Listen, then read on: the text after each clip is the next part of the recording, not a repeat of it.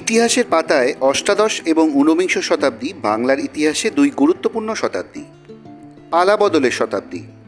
ইংরেজদের প্রধান কেন্দ্র কলকাতা ক্রমশ শহর হয়ে উঠছে তখন। কলকাতার Eden gardens, Dharmatala, Babughat, new market এইসব জায়গার নাম আমাদের সকলেরই জানা। কিন্তু জানেন কি এই সব জায়গার মালিক কে ছিলেন? ভাবছেন তো মালিকের নাম জেনে কি হবে? আচ্ছা, স্টেট ব্যাংক অফ ইন্ডিয়ার নাম কি ছিল? কবে জন্ম তার?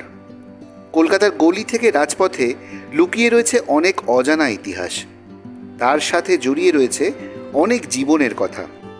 একটু আগেই বললাম পালা বদলের শতাব্দী, বিশেষত ঊনবিংশ শতাব্দী। কিভাবে? সব কিছুর পিছনেই আছে অনেক ঘটনা, আছে অনেক অজানা ভুলে যাওয়া ইতিহাস। জানবো সব কথা, কিন্তু সেই কথা জানতে হলে পুরো ভিডিওটা মন দিয়ে শুনতে হবে। তাহলে বুঝতে পারবেন সত্যি কত কিছুই এখনো অজানা রয়ে গেছে। নমস্কার বন্ধুরা, কেমন আছেন আপনারা? আমি সায়ন, আর আমার সাথে আছে পিনাকি। আজ আমরা চলে এসেছি হিস্ট্রি এভিনিউর আরেকটি নতুন ব্লগ নিয়ে আপনাদের জন্য।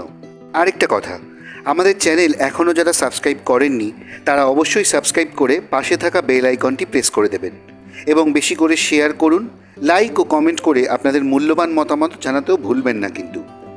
চলুন আর কথা না বাড়িয়ে বেরিয়ে পড়ি আজকের ইতিহাসের খোঁজে। মুঘল শাসনকালে দেশীয় সামন্ত জমিদার নিয়োগের একচ্ছত্র এখতিয়ার ছিল মুঘল সাম্রাজ্যের অনুগত আজ্ঞাবহ নবাব, রাজা, মহারাজাদের। জমিদাররা ছিল কেবলমাত্র খাজনা সংগ্রাহক, ভূমির অধিকার ছিল কৃষকের। 1757 সালের পলাশির যুদ্ধের পর ব্রিটিশ ইস্ট ইন্ডিয়া কোম্পানি বাংলায় শোষণ আর লুটপাটের অবাধ ক্ষেত্র গড়ে তোলে। এই সব জমিদাররা ছিল বর্ণ হিন্দু সম্প্রদায়ের। নিম্নবর্ণীয়দের স্থান ছিল না তৎকালীন সমাজে উচ্চবর্ণীয় সমান স্বীকৃতি লাভ করার। ব্রিটিশ ইস্ট ইন্ডিয়া কোম্পানির বিভিন্ন ধরনের ব্যবসায় অংশীদার হয়ে অল্প সময়ে অতি সাধারণ থেকে বাবু বা ধনী জমিদার হয়ে ওঠেন অনেকে। প্রচুর অর্থের সাথে আমোদ প্রমোদ, বেলেল্লাপনা এবং প্রজাদের ওপর অত্যাচার চরমে ওঠে। এদের মধ্যে ব্যতিক্রম একদম বিপরীত মেরুর মানুষ হলেন রাজচন্দ্র দাস। জন্ম 1788 খ্রিস্টাব্দ। যানবাজারের ধনী ব্যবসায়ী প্রীতিরাম দাসের ছোট ছেলে। রাজচন্দ্রের ঠাকুরদা কৃষ্ণরাম ছিলেন বাঁশের ব্যবসায়ী, তাঁর উপাধি হয়েছিল মাড়। তাঁর ছেলে প্রীতিরাম কাস্টমস হাউসে চাকরি করতেন, পাশাপাশি চালের ব্যবসাও শুরু করেছিলেন। দাস পরিবার কিন্তু প্রথম থেকেই কলকাতার বাসিন্দা নন। তাঁদের আদি বাস ছিল হাওড়ার খোসালপুর গ্রামে। কৃষ্ণরাম দাসের বোন বিন্দুবালার বিয়ে হয়েছিল কলকাতার যানবাজারের জমিদার মান্না পরিবারে। পিসির বিয়ের পরে সম্পর্কের সূত্রে তাঁর শ্বশুরবাড়িতে দুই ভাইকে নিয়ে থাকতে আসেন প্রীতিরাম। ক্রমে জমিদার মান্না পরিবারের সঙ্গে আরও দৃঢ় হয় দাস পরিবারের সম্পর্ক। যুগল মান্নার মেয়েকে বিয়ে করেন প্রীতিরাম। 1777 খ্রিস্টাব্দে সেই বিয়েতে তিনি যৌতুক পান যানবাজারের কয়েকটি বাড়ি এবং 16 বিঘে জমি। প্রীতিরামের দুই ছেলে হরচন্দ্র ও রাজচন্দ্র এবং দুই মেয়ে দয়াময়ী ও বিশ্বময়ী। তার বড় ছেলে হরচন্দ্র মারা যান নিঃসন্তান অবস্থায়। রাজচন্দ্রের দুই স্ত্রীর অকাল মৃত্যুর পরে রাসমণিকে বিয়ে করেন রাজচন্দ্র 1804 খ্রিস্টাব্দে। তখন তার বয়স 21 বছর এবং রাসমণির 11 বছর। রানী রাসমণির জন্ম 28 সেপ্টেম্বর 1793 খ্রিস্টাব্দে কোনা গ্রাম, কুমারহট্ট, বর্তমান হালি শহরে। বাবা হরেকৃষ্ণ দাস ও মা রামপ্রিয়া। টিভি সিরিয়াল, সিনেমার দৌলতে রানী রাসমণির জীবনী, বিশেষত ওনার আধ্যাত্মিক জীবনের কথা প্রায় সকলেরই জানা। আমরা সেই প্রসঙ্গে যাব না, জানব তার অন্য দিকের কথা। স্বাধীনতা আন্দোলন তখন অনেক দূর, কিন্তু সলতে পাকানো শুরু হয়ে গেছিল বাবু রাজচন্দ্র ও রানী রাসমণির হাত ধরেই। অর্থ, বিত্ত, বৈভবে ঠাসা প্রীতিরাম মাহিষ্য বংশীয়। কলকাতায় উচ্চবর্ণের অভিজাতদের কাছে ব্রাত্যজন। ওদিকে ব্যবসায় মুনাফা তার ক্রমাগত বেড়েই চলেছে। জাহাজি ব্যবসায় পুঁজি বিনিয়োগ করলেন। ইংরেজ কেলভিন কোম্পানির প্রতিনিধি হলেন রাজচন্দ্র। রপ্তানি ব্যবসায় হাত দিলেন। তসর, মৃগনাভি, নীল প্রভৃতি রপ্তানি করেন ইংল্যান্ডে। ব্রিটিশ কেলভিন কোম্পানির মাধ্যমে সে সকল পণ্য ইংল্যান্ডের বাজারে ছড়িয়ে পড়ে। রপ্তানি বাণিজ্যের পাশাপাশি স্টক এক্সচেঞ্জেরও ব্যবসায় হাত দিলেন রাজচন্দ্র। নগদ অঢেল অর্থে কিনে ফেলেন গোটা বেলেঘাটা অঞ্চলটি। মজুতদারি ব্যবসায় ধান, পাট, চাল, গুড়, মুগ, মুসুর ডাল, তামা ইত্যাদি স্বল্প দামে কিনে অধিক দামে বিক্রিতে জলের মতো টাকা আসে। আজকের কলকাতার Dharmatala, Free School Street, New Market, Rashmoni Square সহ পুরো অঞ্চলটি রাজচন্দ্র কিনেছিলেন। ব্রিটিশ ইস্ট ইন্ডিয়া কোম্পানি সহজে ভারত ত্যাগ করবে না, কলকাতায় তারা জাঁকিয়ে বসেছে। দূরদর্শী বৈষয়িক রাজচন্দ্র সেটা আঁচ করতে পেরে দ্রুত ময়দানের আশেপাশের সমস্ত জমি কিনে নিলেন। সাহেবদের পাড়াতেও বাড়ি কিনতে শুরু করেন।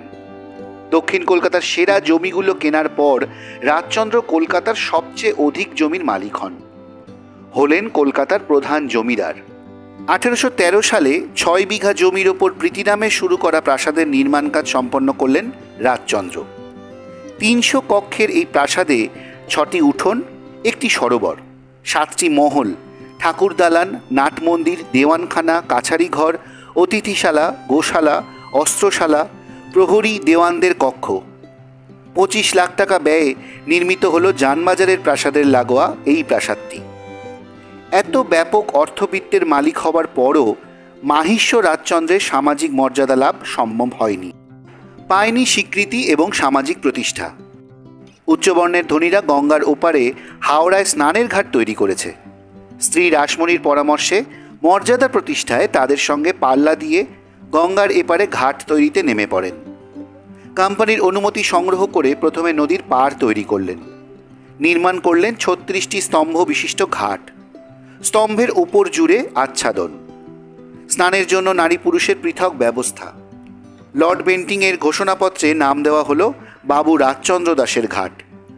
লোকমুখে আজও সেটি বাবুঘাট নামে প্রচলিত। রাজচন্দ্র জনহিতকর জনকল্যাণমূলক কর্মসাধনে মনোনিবেশ করলেন। বাবুঘাটের পর আহিরিটোলায় নির্মাণ করেন বিশাল স্নানঘাট। নিমতলা শ্মশানঘাটে মৃত্যু পথযাত্রী অন্তর্জলী রোগীদের জন্য নির্মাণ করেন নিজ জমিতে বিশাল পাকা বাড়ি। অন্তর্জলীদের জন্য ব্যবস্থা করা হয় থাকা, খাওয়া ও চিকিৎসা ব্যবস্থা। রোগীদের সর্বক্ষণের দেখভালের জন্য নিয়োগ করা হয় চিকিৎসক সহ পরিচারক পরিচারিকা। রাজচন্দ্রের জনহিতকর এ সকল কাজের খবর দ্রুত ছড়িয়ে পড়ে। সংবাদপত্রে ছাপা হয় রাজচন্দ্রের কীর্তি। ইন্ডিয়া গেজেটে নথিভুক্ত হয় রাজচন্দ্রের জনকল্যাণমূলক রাজকার্য। 1817 সালে রাজচন্দ্রের পিতা প্রীতিরামের মৃত্যু হয়। ওই বছরই মারা যান তার মা। রাজচন্দ্র ও রাসমণির 4 মেয়ে। 1806 সালে পদ্মমণি, 1811-তে কুমারী, 1816-তে করুণাময়ী ও 1823 সালে জগদম্বার জন্ম হয়। এক পুত্র জন্মের পরই মারা যায়। পরবর্তীকালে বড় মেয়ের বিয়ে হয় কলকাতার রামচন্দ্র দাসের সঙ্গে। দ্বিতীয় মেয়ের বিয়ে হয় খুলনা জেলা নিবাসী প্যারীমোহন চৌধুরীর সঙ্গে। তৃতীয় মেয়ে করুণাময়ীর বিয়ে হয় মথুরমোহন বিশ্বাসের সাথে। স্বল্পায়ু করুণাময়ীর মৃত্যুর পর তৃতীয় জামাই মথুরমোহনের সাথে চতুর্থ মেয়ে জগদম্বার বিয়ে দিয়ে পুত্রবৎ জামাইকে বাড়িতে রেখে দেন রাজচন্দ্র ও রাসমণি। ইতিমধ্যে ঘটে যায় অনেক ঘটনা। রাজচন্দ্রের বেলেঘাটার সম্পত্তিতে নিকাশি ব্যবস্থা বা ড্রেনেজ সিস্টেম নেই। খাল কেটে নিকাশের ব্যবস্থা করান। সর্বসাধারণের পারাপারের জন্য সেতুও নেই। খালের উপর সেতু নির্মাণ করেন রাজচন্দ্র। বেলেঘাটায় ব্রিটিশ কোম্পানির জায়গা না থাকায় তাদের অনুমতি নেওয়ার প্রয়োজন পড়েনি। তবে রাজচন্দ্র সরকারকে শর্তারোপ করেন ব্রিজের জন্য সরকার সর্বসাধারণের থেকে কোনো রূপ টোল আদায় করতে পারবে না। সরকার সেই শর্ত মানতে বাধ্য হয়। কলকাতার জ্ঞানী গুণীজনদের কাছে নিজের অবস্থান তুলে ধরার কাজে হাত দিলেন রাজচন্দ্র।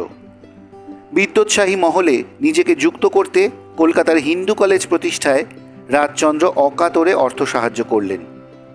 কলকাতা মেডিকেল কলেজ প্রতিষ্ঠায়ও অঢেল অর্থ দান করলেন।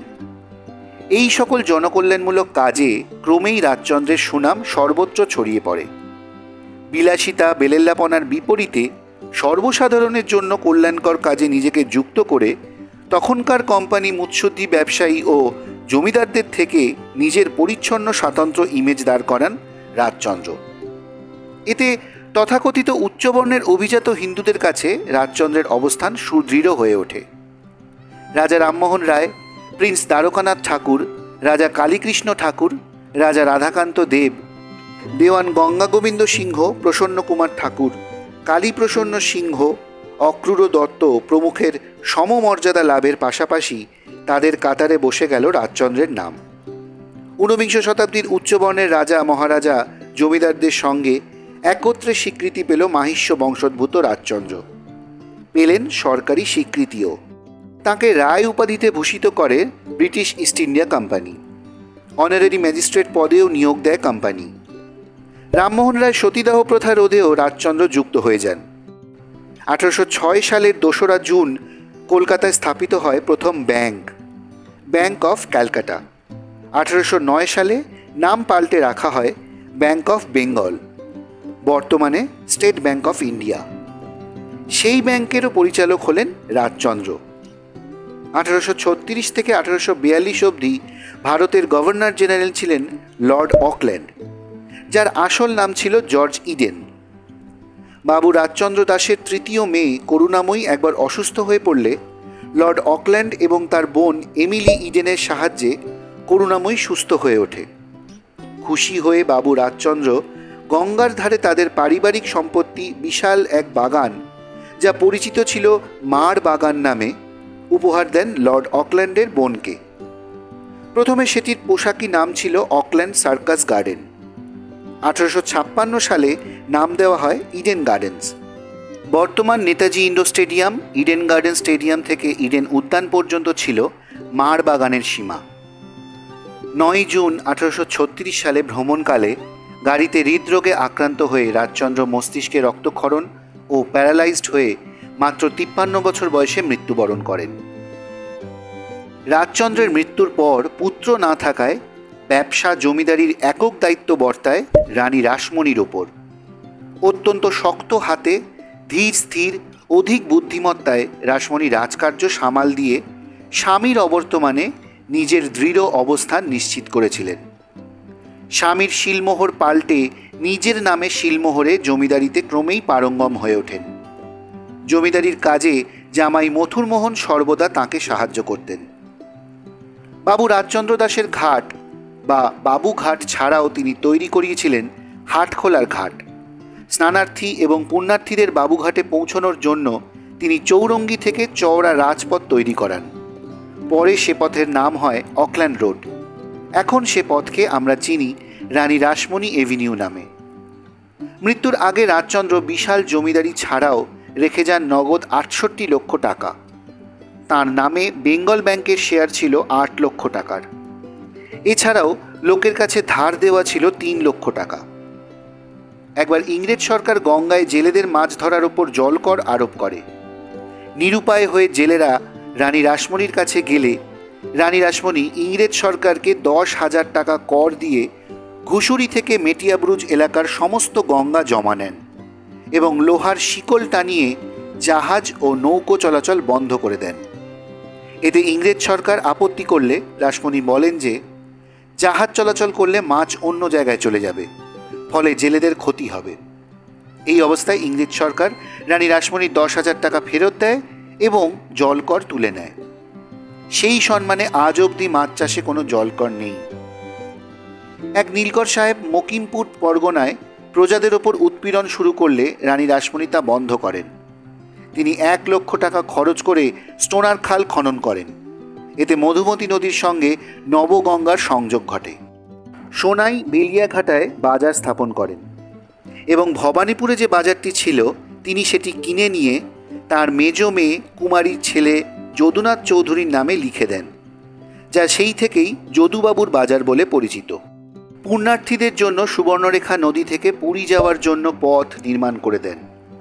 প্রিন্স দ্বারকানাথ ঠাকুর তার শেষবারের লন্ডন যাত্রায় অর্থের জন্য তার জমিদারির অংশ রানীকে বন্ধক দেন।